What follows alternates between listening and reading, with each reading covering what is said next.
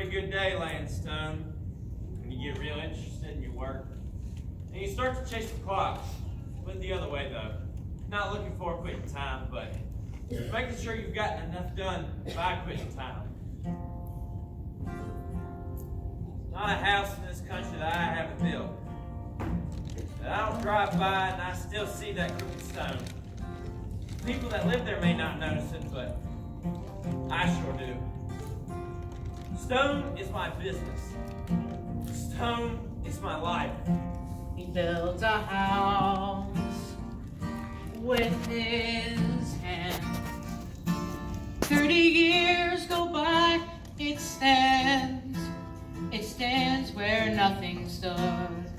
A house of stone, the mason sleeps real good. He does his work day flies. Quitting time's a big surprise, and then it's one more stone to get just right.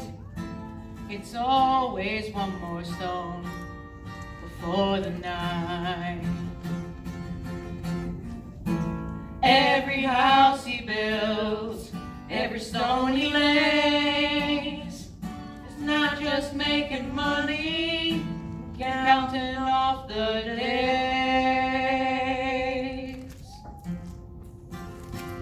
Daydream all the time about building me a little stone cabin down on the big river. Stone cabinets in the front kitchen and front door made straight out of stone. Wow, that's gonna be really heavy. It just seems like all my dreams have a piece of rock mixed up in them. He builds a house with his hands. 100 years go by, it stands. It tells you who he was. A life goes fast, but the work a mason does, it's made to last, but the work a mason does. Nothing on this earth is ever gonna last forever. But with stone, you're getting pretty close. It's made to last.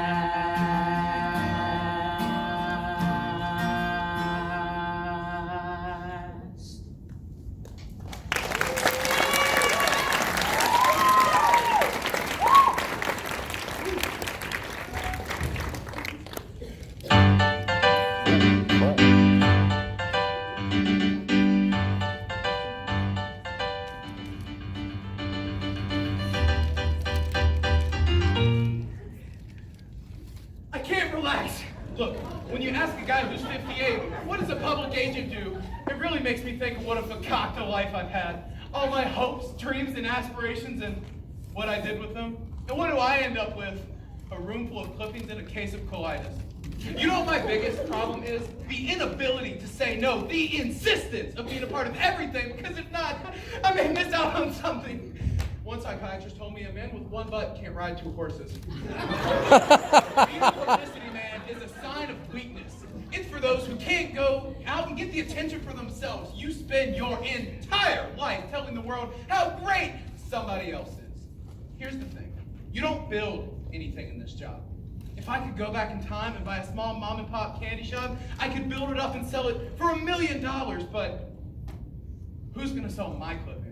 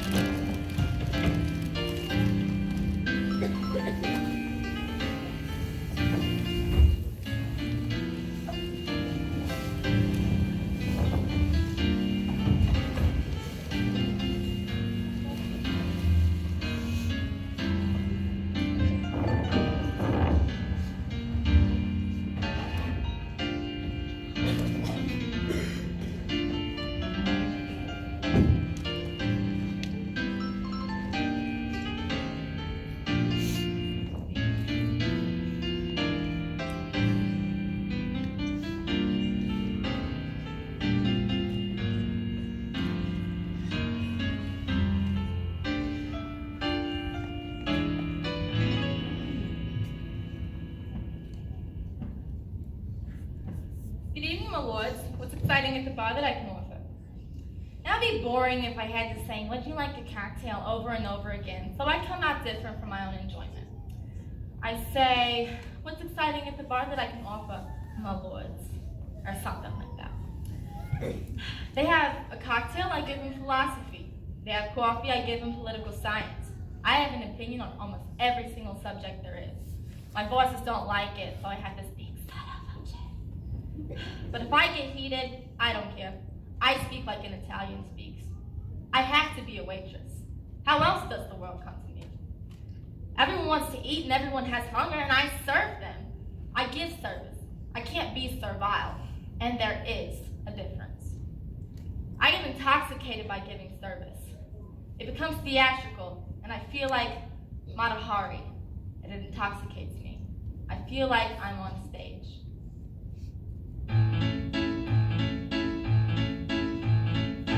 Don't care when they put down a plate, there's a sound. Not with me. When they move a chair, it'll scrape with the grapes on the ground. Not with me. I will have my hand right when I place a glass. Notice how I stand right as customers pass. Serve me, give me task with the gesture so gentle. Do it again till it's near Oriental. It's an art to be a fine waitress. To see that you pleasure each guest. There's a twist to my wrist when I bring your steak in, and watch how I take in your liver and bacon. It all needs to be stylish and smart. That's what makes it an art. I remember one day, as I do now and then, I had shakes. Down I went. There with my tray full of coffees and cordials and cakes. Down I went.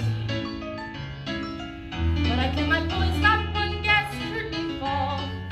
Never made a noise, not one noise, food and all. If you have to crawl, you give them what they like. You carry your tray like it's almost like la la la la la la la. It's an art to be a fine waitress. Each evening I treasure the test. Like tonight was a fight, 'cause they hired this busboy. His clothes a must, boy, the guests heard him fuss. Boy, did we have a quick heart to heart. Even that is an art. Tips, ha! Tips are important to people like captains and barmen. For them, it's a tipsy. For me, I'm a gypsy. Just toss me a coin, and I suddenly feel like I'm Cartman.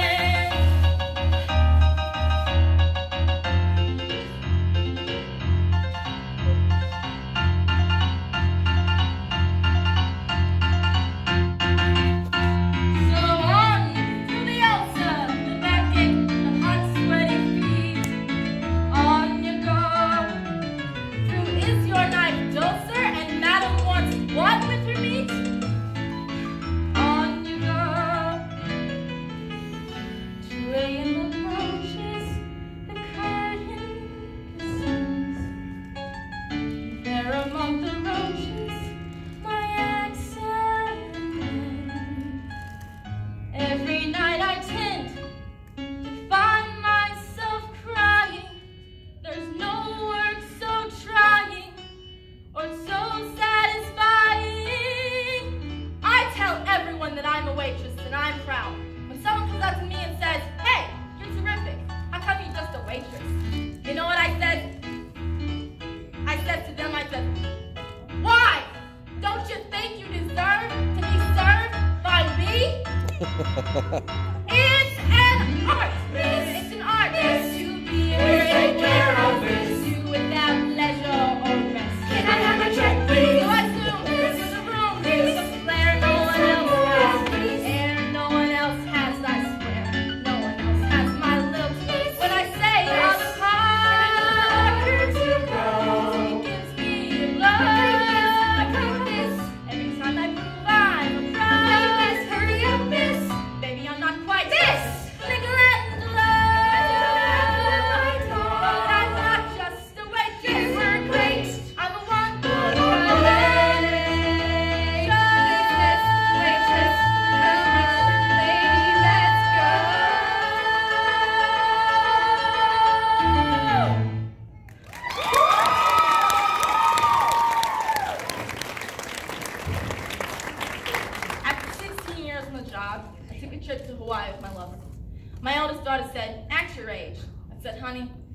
16 years on this job, if I acted my age, I would be walking.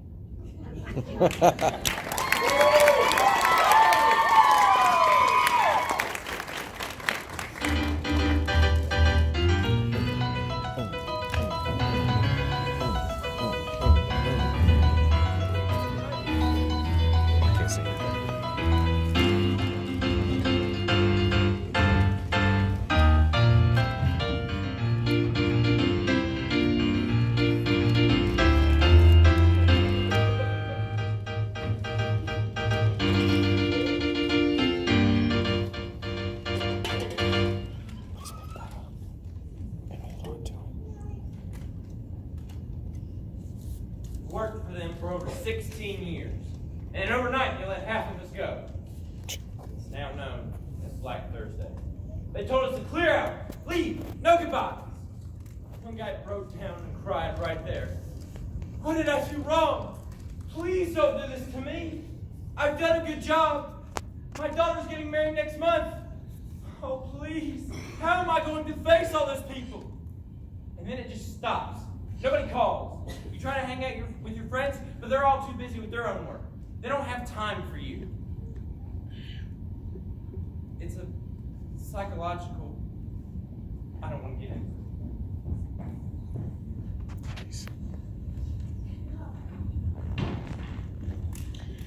it. It was a year ago, November, and I'm still looking. Don't get me wrong. With today's economy, I'm lucky to have a job at all. I mean, sometimes you just have to fight your own way, which is what I've been doing my whole life. Don't get me wrong. It's just, sometimes I just wish I knew how it felt to not have to go to work.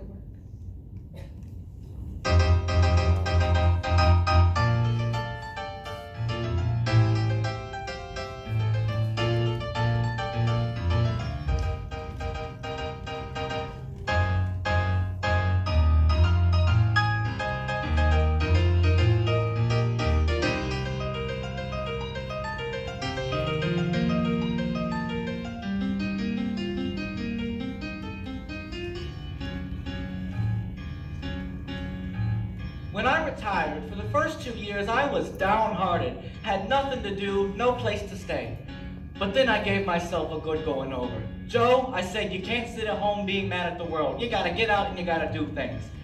Well, the day goes by pretty fast for me now. You don't want to daydream. Just think of something and then move on. Daydreaming don't get you nowhere. Keep busy and keep moving.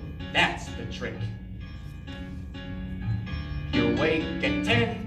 Roll up the bed. You don't want to leave your couch open all day, you know. It's depressing. You cook an egg. You toast some bread. You cook for yourself. You save a bundle. If you don't take care of your money, who will? You think about the day ahead. You don't go feeling sorry for yourself. It's like I said, you can sit at home and be mad at the world, or you can get out there and you can do things. You take a walk. You meet a chum. There's one guy that lives down by National Biscuit. Boy, you should see the nice aroma. You shoot the bull. You argue some. And maybe he calls up a couple of other fellows to come over and play some poker. You lose that gin until they come. This one guy remembers what card you picked up. Oh, that dirty bum. But yet be that gin does be doing nothing. You take a bus. You take the train, you go and visit your wife's grave, and on the way you read the Reader's Digest. It does you good to use your brain, or maybe you go over and see your cousin. On the way you bring a six-pack. You take a stroll down memory lane. When we was young, we was always together, and raising Cain. Go back a long way, me and him, all the times we had. I remember once, back in '62, we was at this fair with these girls we knew on this crazy ride where you screamed or where you prayed. Big Tipper they called that one. We could hardly walk as we left the car, so we staggered down for a candy bar, and we sat and laughed in the penny arcade.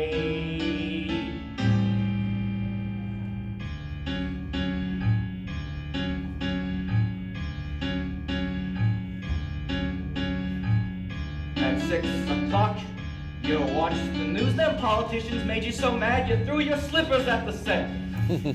You cook some franks, no big to-dos. Most nights you lay around, straighten up, maybe call your daughter. You watch a game, you take your snooze, but then there's Sunday. Sunday's different. You change your shirt and shine your shoes, 'cause you're going around the block to the tavern. You shoot some bull, you drink some beer. You don't have to have a lot to have a good time, maybe 3, 4 in an evening. You find a pal, you bend his ear. You see a lot of your old crowd there Sundays, and sometimes you get together to sing that kind of song you never hear, like Stardust or In the Mood. And then you cheer. Last Sunday we sang Till We Meet Again. Honest to God, I once did a waltz to that tune. It was at this dance, I was 17, and this girl was like from a magazine, and the lights were low, and I really mean low, and I think some of my buddies may do something with that. And I kissed her cheek as we waltzed away. I remember that like it's yesterday. Boy, was she surprised when I heard her say, Joe!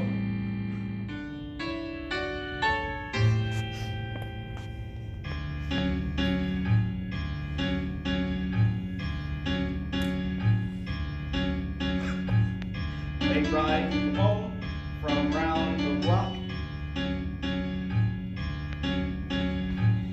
You take the cash out of your sock. You make the bed, you check the lock. You wind the clock. When I retired, people told me, Joe, you shouldn't have done it. You got your health, but it was too late. But tell you what, I ain't got no regrets. I keep busy and I keep moving. That's what keeps me going. Sometimes I go down the streets to watch some fires. Boy, let me tell you, there was one fire on Milwaukee Avenue a few months ago. Oh, you should have seen it. It was crazy. The flames made this huge shell around the building. Oh, I can't tell you. You had to be there for yourself. Oh, it was some fire.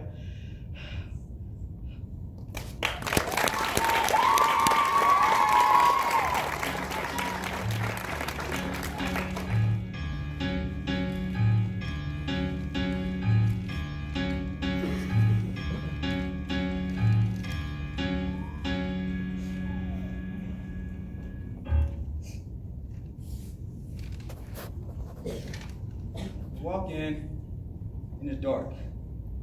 Smoke's pouring out of the building. It all happened really fast. I feel a tremendous heat to my left.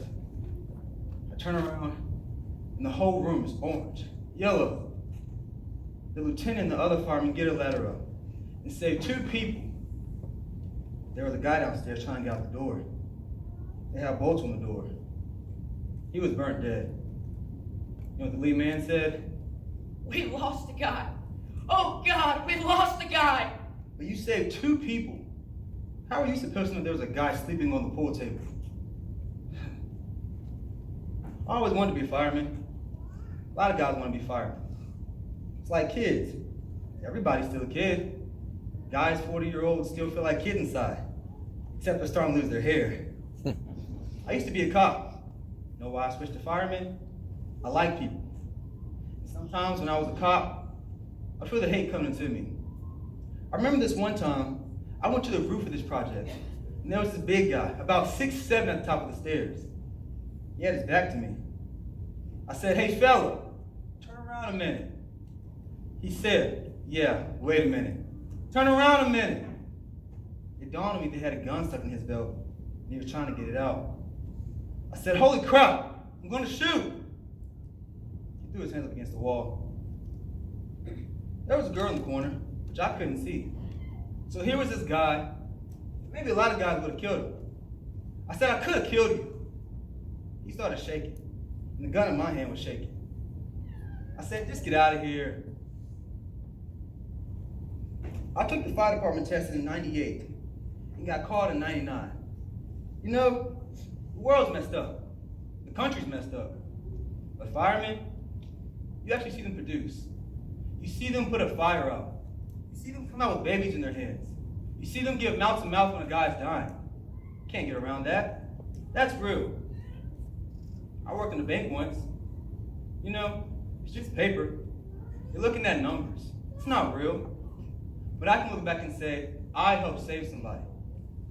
Someone could be born. Someone could grow old because of me.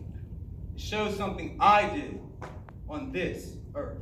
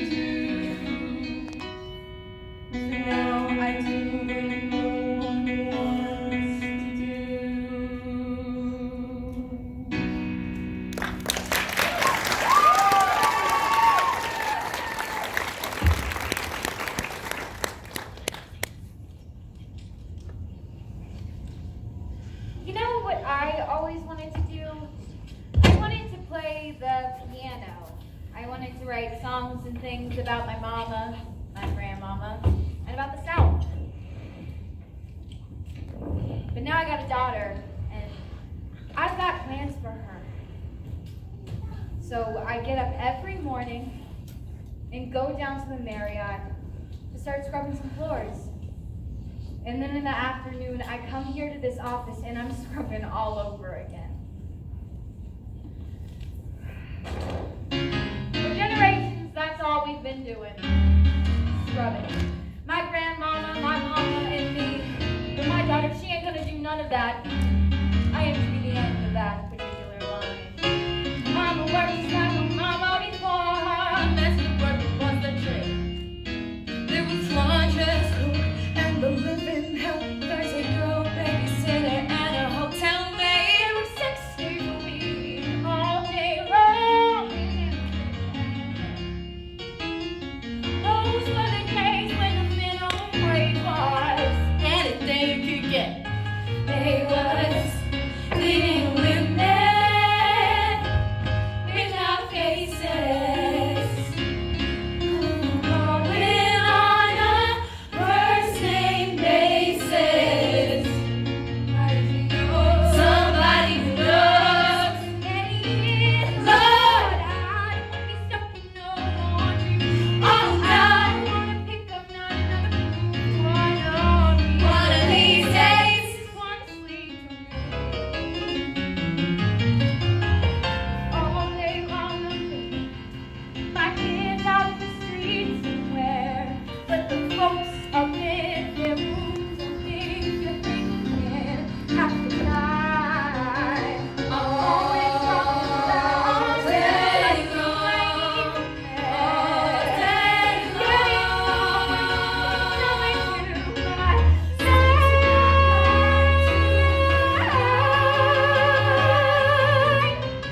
I got a daughter with a head on her shoulders and pretty attributes.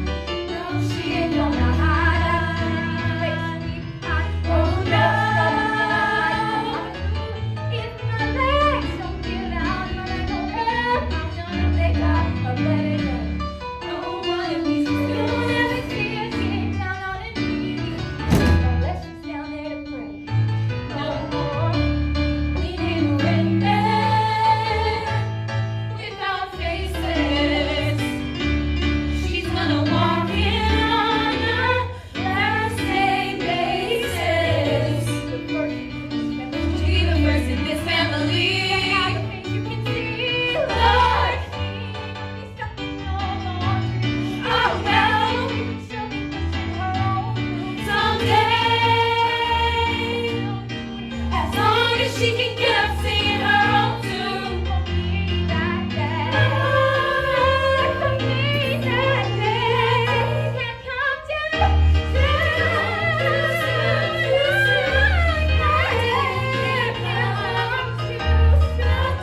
Can't come too soon. That day can't come too soon.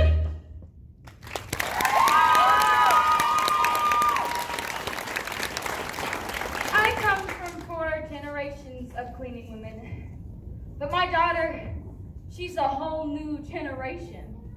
That's what's coming up now, a whole new generation.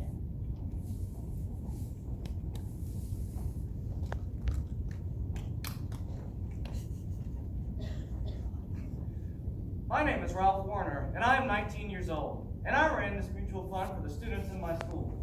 See, my father runs an investment firm, so I guess that's where I learned. He's in charge of these things called hedge funds. You know, the same people that get yelled at for defrauding their investors all day long. Please, I studied work ethics in school, so I know I'll be fine. Fortunately, I actually have to go back to work school soon.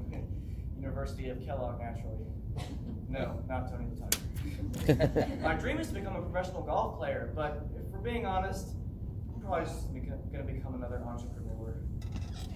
And I'll have a family. Of course, what else did you think? My dream girl will have long brunette hair, and she'll be naturally pretty, so she won't have to wear lots of makeup. And I would want her to have a good personality, because when we're 30 years old and we're climbing up the ladder, she's going to need to have a lot more than looks. And at first she'll be in the workforce, but after we have our kids, then she'll be a stay-at-home mom. And I know she'll be great. Speaking of kids, I actually hope to have 3, 2 boys and a girl. And I would like to live in a colonial house, one that leans more towards Mediterranean. And I would want it to have a little back area that leads straight to a golf field so that me and my wife can play golf whenever we want. And oh no. I hope my wife can play golf. My name's Charlie Blossom. I'll be 23 in 3 weeks. I got recommended to this job, a newsroom at a Chicago paper.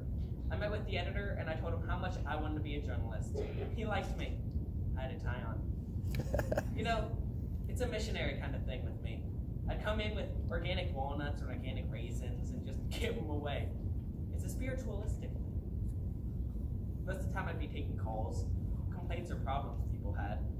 They'd call in and I'd say, this is a capitalist newspaper, and as long as it's a capitalist newspaper, our job is not to serve you, because our job is to make money for its owner. Then I tell them to either call up the editor or come down and take over the business themselves. Most people took really well to those suggestions. But then my editor had to call me into his office and was like, blah, blah, blah, blah, blah. I wanted to take a bat and beat his head in!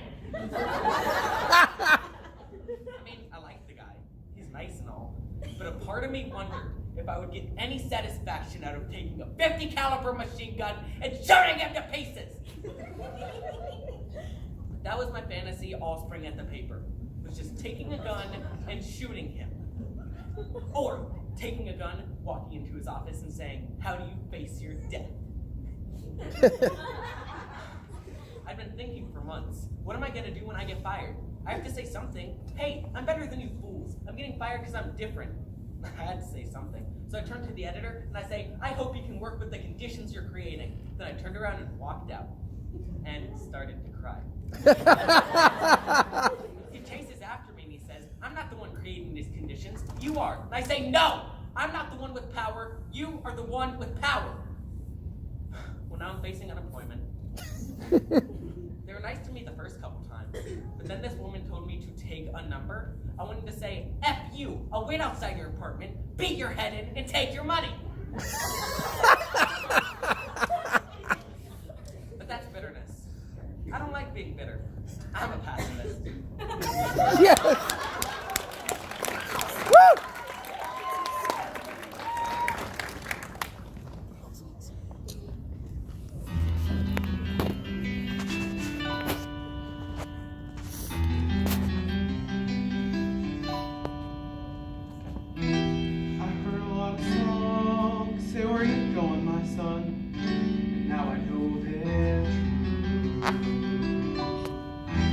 Boy, you never stop to think how fast the years run.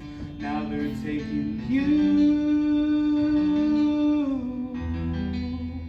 I remember you was 3.5. Mommy, we'd sit there at the things got quiet. We'd laugh at some new word you said. How tough you were to get to bed, and we planned the night away. Planned for our kids. I was your hero then. I couldn't do no wrong as far as you were concerned.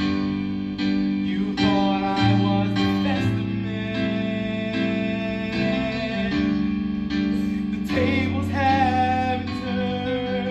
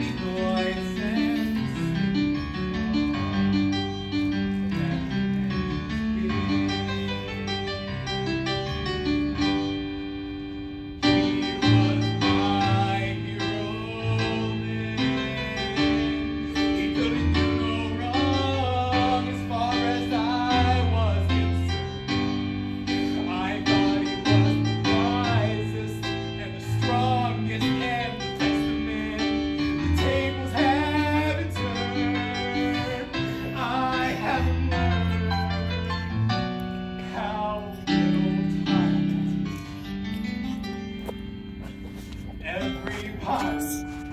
Great. Daddy's made. This may sound square, but my kid is my imprint. This is why I work. When I'm seeing a nice-looking young man, sharp dressed, I'm looking at my kid. You know what I want? I want my kid to tell me he's not going to be like me. I want my kid to look at me and say, Dad, you're a nice guy, but you're a real dummy. Heck yeah! If you can't improve yourself, improve your posterity. Otherwise, life isn't just worth living, and you might as well just go crawl back into the cave where you came from. Sure, the guy who first came out of the cave to go look over on what's on the other side of the hill didn't do it solely out of curiosity, but did it so he could get his son out of that cave.